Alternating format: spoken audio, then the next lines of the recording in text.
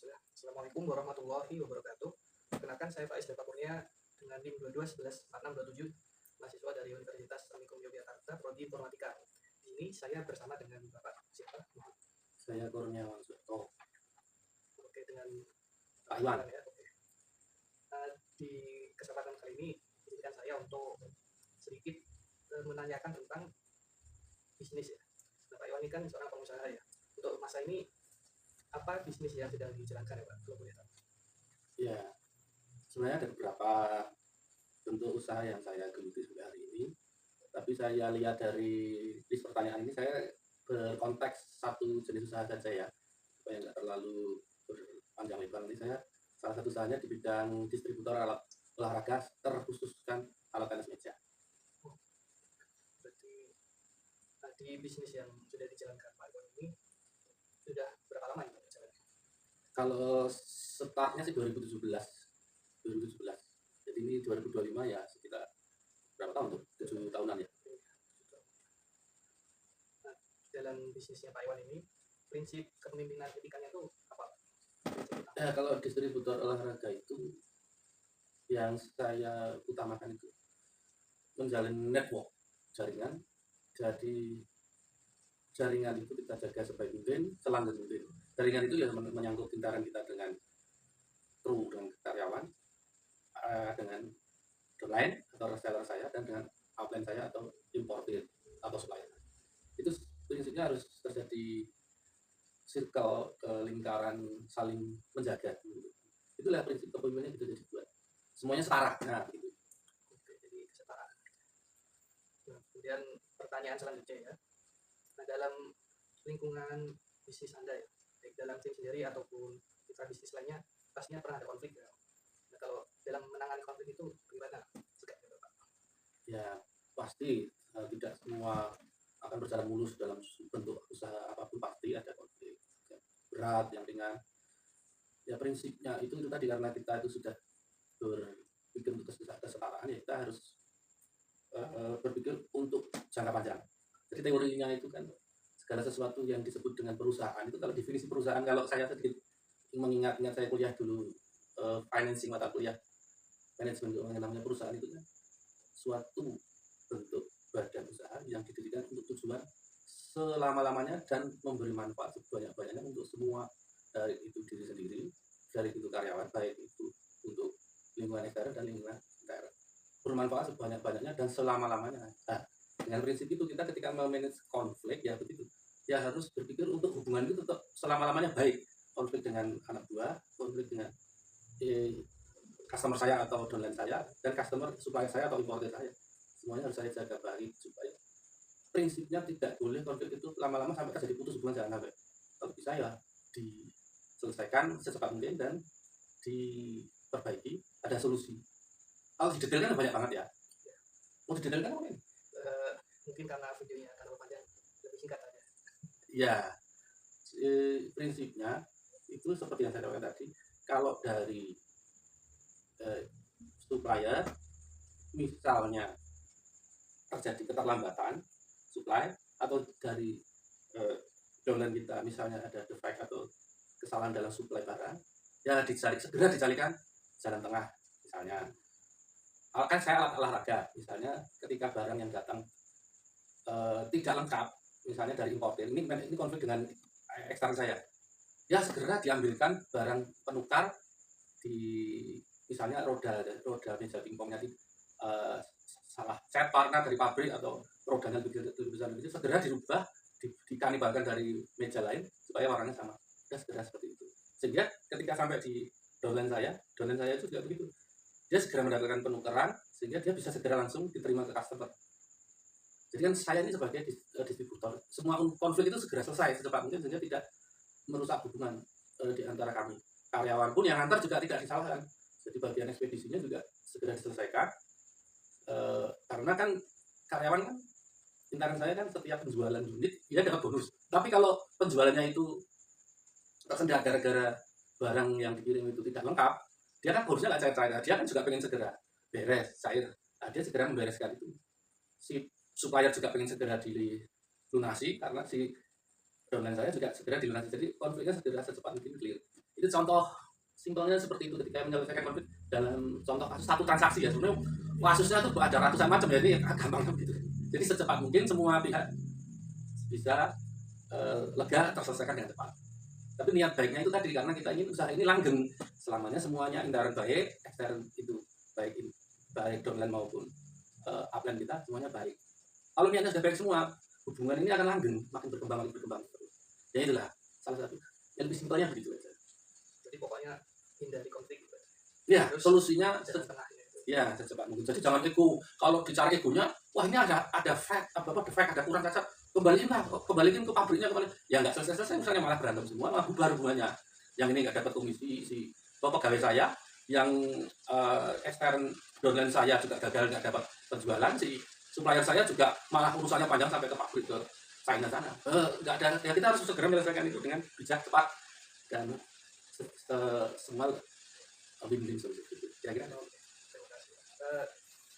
Kita pertanyaan berikutnya ya. Mungkin pernah nggak sih Pak dalam bisnis itu mengalami kondisi kritis gitu dalam kelangsungan bisnis? Nah, terus di dalam kondisi itu gimana sikapnya? Oh ya. Sebenarnya kalau yang usaha yang lain-lain kan tidak hanya tenas meja ya, ada. Tapi kalau dalam tenas meja ini saya belum bisa dikatakan kritis ya, tapi ya lebih kepada dinamika yang biasa kita hadapi, dan ya cukup pelik dan berat. Sebenarnya hari ini pun sebenarnya kita sangat berat ya. Sebenarnya kita termasuk kritis kalau kita mau jujur. Tapi karena level kami ini sudah distributor, jadi kita tidak sampai stres gitu ya. Tapi kalau level di downline kita ini berat sebenarnya. Jadi kan kita kalau tahu sama Tokopedia, Shopee, itu kan mereka sekarang mengambil kebijakan yang luar biasa. Padahal dia kan penyumbang, membantu penjualan alat olahraga untuk sampai ke end user, itu kan sangat signifikan. Ketika dia membuat kebijakan-kebijakan yang sangat mengagetkan para istilahnya para merchandisernya, para mitra-mitranya, itu sangat berat. Itu mengkondisikan para yang buka toko-toko di Shopee, Tokopedia itu sangat memberatkan sampai pada titik kritis sebenarnya kalau bisa dikatakan saat ini, karena mereka itu membuat kebijakan yang bisa saya sebut pada wawancara ini ya. Shopee itu mengecas penjual itu bisa 12%. Tokopedia itu 8,5%, tapi dibebankan biaya ongkos kirim kepada penjual. Betapa beratnya. Sementara di situ harga kan sangat transparan, perang harga nggak bisa dihindari. Jadi kita membuka harga itu kadang-kadang terimanya kita kadang-kadang kaget. Kita buka harga di situ 1 juta, tiba-tiba dipotong 12,5%. Awal-awal kami para penjual yang di Tokopedia Shop itu nggak sadar, karena notes pemberitahuannya itu kan kadang-kadang kan nggak sempat kebaca, cuman notifikasi itu kan setiap hari bisa 20 kali atau 3 kali, kan nggak kebaca itu para pembuat. Nah, dipotong 12,5% lebih dan seterusnya, itu buat para pedagang itu sangat signifikan, memberatkan sampai pada titik kritis. Itu berdampak kepada laba yang semakin sedikit, sementara kompetitor juga semakin banyak. Itu sebenarnya titik kritis keberatan para pedagang alat tenas meja itu di situ sebenarnya. Nah, itu sempat menjadi istilah kami itu memukul ya usaha bisnis itu. Tapi kami kalau ditanya tadi berdampak pada itu, karena Tokopedia Shop itu sudah menjadi kebutuhan hidup masyarakat Indonesia secara menyeluruh, itu berdampak membuat kritis situasi kelangsungan bisnis itu. Kalau mau dikatakan jujur, iya, karena dia juga punya otoritas untuk menurunkan harga. Dia kan suka promo 11.11, promo 12.12, promo 1.1. Akhirnya pedagang yang membuka toko akun di situ juga kadang-kadang kewalahan itu yang menjadi titik kritis pada akhirnya, karena potongan-potongan yang demikian besar, sementara persaingan begitu ketat. Tapi untunglah saya sebagai distributor masih bisa punya celah-celah seperti itu, karena kebetulan saya sendiri adalah orang yang berada sebagai suppliernya para pedagang-pedagang yang membuka toko di Tokopedia Shop itu. Jadi kita mengandalkan komunitas. Jadi user saya, pembeli saya itu akhirnya malah saya tidak melalui marketplace lagi yang sudah menjadi pelanggan utama, tapi pelanggan utama saya adalah komunitas dan para reseller. Komunitas itu ada persatuan tenis meja, di situ ada organisasi persatuan tenis meja, ada pengurus-pengurus daerah. Jadi dia tidak membeli secara online, tetapi direct ke kita dan kita ngasih harga yang bagus. Dan itu ternyata masih berlangsung dengan baik saat ini. Ya walaupun itu sempat membuat kaget juga awal. Kok Tokopedia Shop masih diskon besar-besaran gitu seperti ini. Sampai harga itu menjadi sedemikian rusak murah. Dan yang mesake, yang kasihan adalah reseller-reseller yang labanya habis. Ya itu kalau dicekakkan lama sekali nanti nggak bisa. Kira-kira gitu. Sampai di situ masa kritis itu dijalani. Tapi untunglah hari ini masih tetap berjalan baik, bisa terlewati. Ya, pertanyaan berikutnya, bagaimana cara memastikan koordinasi yang efektif dalam mencapai ini tujuan bisnis, organisasi nilai komunitas tadi ya? Bagaimana cara mencapai keefektifan itu gimana? Ya, jadi kan itu tadi kan tujuan usaha itu adalah tujuan didirikannya perusahaan bisa dimanfaatkan sebaik mungkin untuk kendaraan ekstern, untuk saya sebagai pemilik, karyawan sebagai orang yang terlibat membantu, downline maupun upline kita, pembeli saya maupun supplier saya. Nah, semuanya itu harus terkoordinasi dengan baik. Nah, ini pertanyaan Anda kan, memastikan koordinasi itu efektif bagaimana? Nah, ini ya jawabannya mudah saja. Kita harus komunikasinya harus satu dengan yang lain itu harus bagus. Kita punya link grup WhatsApp. Sekarang untunglah ada teknologi. Jadi selalu harga itu terupdate di situ. Jadi kita setiap saat ada barang masuk, kita bisa langsung share ke grup. Kita bisa komunikasikan ada perubahan harga apa, ada ketersediaan barang apa, ini yang hot item apa, yang dicari orang apa. Terus ini nanti sistem bonusnya akan bagaimana, beli 12 jadi bonus 1 atau beli 6 diskon 15%. Nah, diskon-diskon semacam itu kita sampaikan secepat mungkin supaya pasar itu segera bereaksi sebelum Tokopedia Shopee tahu. Kalau Tokopedia Shopee tahu ya repot juga kadang-kadang. Dia yang usaha harga dulu, sebelum itu harga itu sampai ke Tokopedia Shopee itu sudah sampai ke tangan supplier dulu sehingga semuanya happy. Gitu kira-kira. Ini aplikatif ya, aplikatif di dunia perdagangan gitu.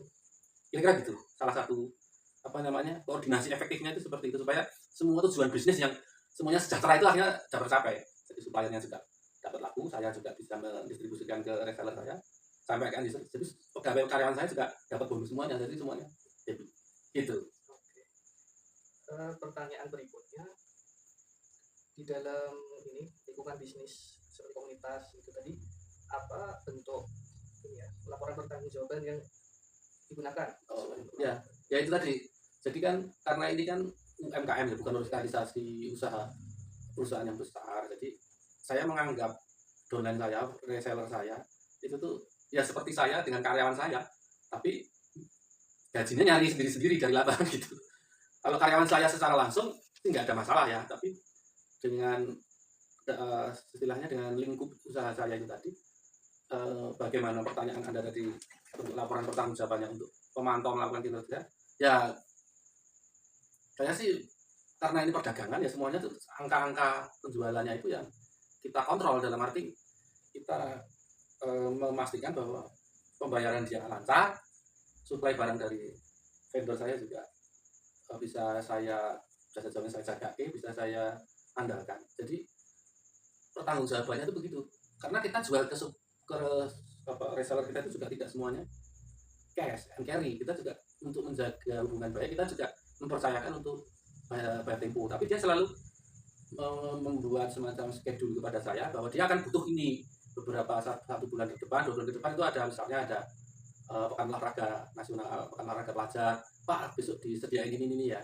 Jadi saya sudah menyiapkan diri sehingga supplier saya juga sudah tahu bahwa saya 2 bulan lagi itu ada pekan olahraga pelajar apa, ada kejuda apa. Nah, jadi itu barang-barang itu kita sudah siapkan. Jadi ini tapi sebelum dia mengadakan barang-barang itu dia harus bertanggung jawab melunasi piutang-piutangnya dulu kepada saya. Jadi itu pertanggungjawaban untuk menjaga hubungan di situ. Jadi ini hubungannya tidak karyawan ansih gajian bukan, tapi kita itu kemitraan. Kita jadi organisasi UMKM yang zaman sekarang itu begitu. Kalau kita model gaji itu kita malah tamat sendiri. Semuanya digaji model manajer penjualan. Nanti yang ada malah kalau kita sistemnya dibuka-bukaan, boncos kita yang malah sebagai pengusaha. Tapi kalau dia sebagai reseller, dia laku baru modal setor atau dia jual beberapa setelah itu baru di store, itu malah lebih mendidik dan motivasi dia untuk menjual barang dagangan itu. Jadi manajemen saya itu tidak saya karyawankan mereka itu, tapi mereka saya buat reseller.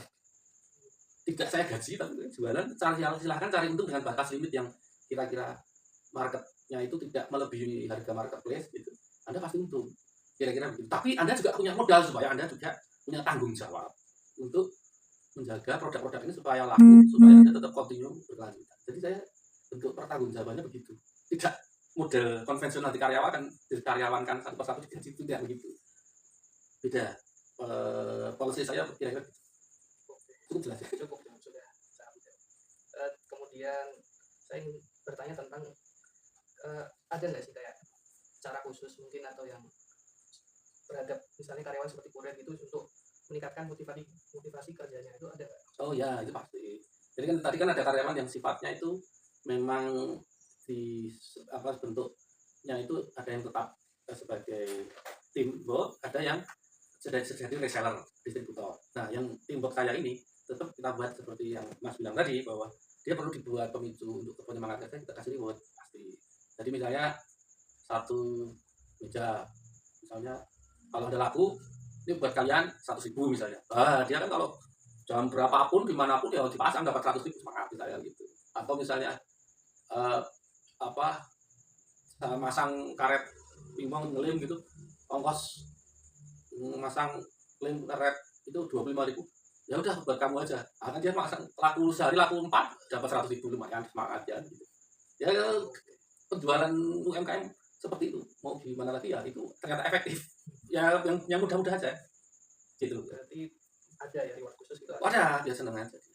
Itu misalnya kalau meja seperti itu, kalau karet seperti itu. Tapi kalau diceritakan lagi nanti tidak banyak sekali, jadi contoh aja. Kalau misalnya ini Pak, misalnya di organisasi tertentu, komunitas itu misalnya ya ada pelanggaran gitu, nah Bapak ini perlu diberi seperti konsekuensi tertentu atau misalnya keteledoran? Oh ya, ini kan pertanyaannya bagaimana cara menangani kesalahan ya. Jadi itu bisa saja terjadi. Misalnya karya ini yang lebih ke dampaknya mungkin Pak. Punishment-nya apa? Oh ya, misalnya itu tadi karyawan yang saya pekerjakan itu dalam pengiriman buru-buru misalnya, ketika nge-set meja buru-buru misalnya, tetap kita harus kasih punishment tapi yang mendidik lah. Misalnya dia gampangannya ketika naik kendaraan dia buru-buru nganter, pengen dapat bonus susu melanggar lalu lintas misalnya, surat kan datang ke saya, yang tak suruh bayar pelanggaran ya dia. Dia walaupun langsung saya kan lagi kerja Pak, buru-buru pengen masalahnya, tapi nggak begitu caranya, terus melanggar lalu lintas, terabas lampu merah, baras nggak membatas kecepatan, ada lampu pembatas jalan, berhenti sembarangan, ya tetap harus ya seperti itu. Jadi punishment-nya supaya anak buah saya itu tetap harus jadi warga negara yang baik, kok tidak semata-mata karena pengen ngejar bonus, ngejar target kerja terus melanggar peraturan pemerintah, ya tidak juga. Nah itu salah satunya. Cukup jelas ya. Jelas ya. Selanjutnya dalam membuat bisnis itu bagaimana cara Anda menciptakan visi dan misi supaya menginspirasi tim yang bekerja sama dengan Anda itu gimana cara? Oh iya, ya alhamdulillah itu karya-karya saya itu saya lama, rata-rata di atas 10 tahun. Ya yang pertama itu kita harus saling memanusiakan ya. Jadi kita melihat dia itu sebagai manusia sama dengan saya. Terus itu tadi yang definisi tadi saya tegaskan lagi, bahwa ketika kita mendirikan sebuah perusahaan, maka perusahaan itu harus bermanfaat untuk diri sendiri, untuk karyawan, dan untuk lingkungan intern ekstern di sekitar kita. Kalau prinsipnya sudah begitu, visi misinya itu akan tercapai. Jadi kita tuh berideologi bahwa kita kalau sudah niat usaha ini ya untuk selamanya sebaik-baiknya, hubungannya kita jaga sebaik-baiknya. Jadi kalau misalnya ada kesalahan, misalnya ya mungkin sebagai atasan salah instruksi kasar atau apa, ya kita ya walaupun lebih posisinya di atas ataupun lebih tua, kalau kita komunikasinya nggak pas, ya kita pada saat itu juga ya kita saya tadi terlalu kasar atau bagaimana, sehingga menetralisir, kita juga minta maaf sama dia, menetralisir suasana supaya suasana kerja nyaman lagi. Jadi pertanyaan tadi bagaimana visi misinya. Nah kalau dengan saling memanusiakan gitu kan, usaha yang supaya terus menerus itu kan bisa dijalannya dengan nyaman, karena kita saling memanusiakan hubungan baik ini bisa tercapai visi misi bahwa mendirikan perusahaan dari definisi apa tadi yang saya sampaikan beberapa kali itu akan tercapai kalau kita saling memanusiakan satu dengan yang lain. Jadi tidak ada apa saya yang pimpinan harus lebih harus benar terus, ya enggak, kita juga kalau salah ya minta maaf sama mereka, kamu juga salah ya tolong segera diperbaiki, saling menghormati lah. Kira-kira apa cara mencapai visi misinya itu seperti itu, menciptakan suasana itu supaya dasarnya itu. ya itu akan tercapai kalau kita saling memanusiakan satu dengan yang lain. Itu dari sisi apa dengan karyawan, kurang lebih begitu, kurang lebih itu salah satunya contohnya. Nah sekarang beralih kalau misalnya kalau Anda dihadapkan dalam posisi kegagalan, sebelumnya pernah nggak? Pasti pernah ya kan? Sikapnya itu apa yang Anda lakukan? Ya, saya kan punya usaha itu kan sudah beberapa macam ya. Sejak saya bujangan sampai umur 50 tahun lebih ini. Ya, ada usaha-usaha yang sampai sekarang masih berlanjut, ada yang harus dihentikan. Ya, ketika dia sudah tidak ekonomis, ya bukan hal yang tabu, ya kita hentikan. Jadi, dari kegagalan itu, ya pelajaran itu. gaya kepemimpinannya Bapak ada perubahan atau tidak? Jadi kan waktu itu misalnya saya dulu pernah usaha kuliner gitu ya, ikut franchise dengan teman lain gitu. Franchise itu kan berarti kan kebijakan harga menu di kuliner itu kan sudah ditentukan, jadi kita kan tidak bisa keluar dari polisi itu. Nah ketika itu kita sudah jalani sudah masuk hitungannya, misalnya harganya yang ditetapkan oleh pusat itu terlalu murah, padahal harga untuk mencapai harga pokok produksi itu kan tidak stabil. Misalnya kuliner kan, misalnya ayam itu kan harga minggu ini bisa 17.000, 3 hari lagi bisa 24.000, minggu depan bisa 35.000. Sementara kalau si jual harus satu porsi harus selalu tetap 10.000. Lah kan nggak bisa. Kalau dipelihara itu sampai bertahun-tahun kan berat. Padahal karyawan juga tiap tahun kan menaikkan harga, menaikkan gaji juga tiap karyawan. Nggak mungkin kan kita malah menurunkan. Kita yang jelas supaya untuk motivasi kan kita naikkan tiap. Belum sewa usaha kan juga pakai sewa ruangan, sewa tempat itu kan juga setiap tahun pasti naik. Ya kadang-kadang bisa muncul risiko kegagalan seperti itu kan, akhirnya kan kita bisa mengambil pelajaran. Kita memang berniat mendirikan usaha itu untuk selama-lamanya dan memberi manfaat sebesar-besarnya kepada seluruh lingkungan kita. Tapi kalau memang nggak kuat ya ditutup juga bukan sesuatu yang tabu, daripada makin dalam. Bagaimanapun juga nilai ekonomi, manfaat ekonominya juga harus dipertimbangkan. Tapi kalau memang berpotensi terlalu merugi ya diteruskan juga nggak apa-apa. Dan toh di masa-masa sebelumnya sudah untung, kan nggak apa-apa. Itu. Ya jawabannya pun sudah jelas ya, dan tidak terasa waktu sudah berasa cukup lama.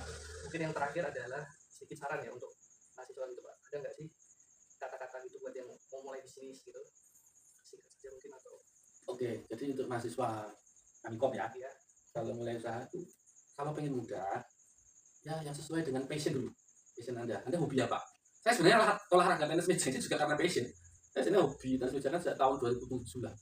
Sebagai tahun 2007 itu saya suka pingpong, gonta-ganti alat.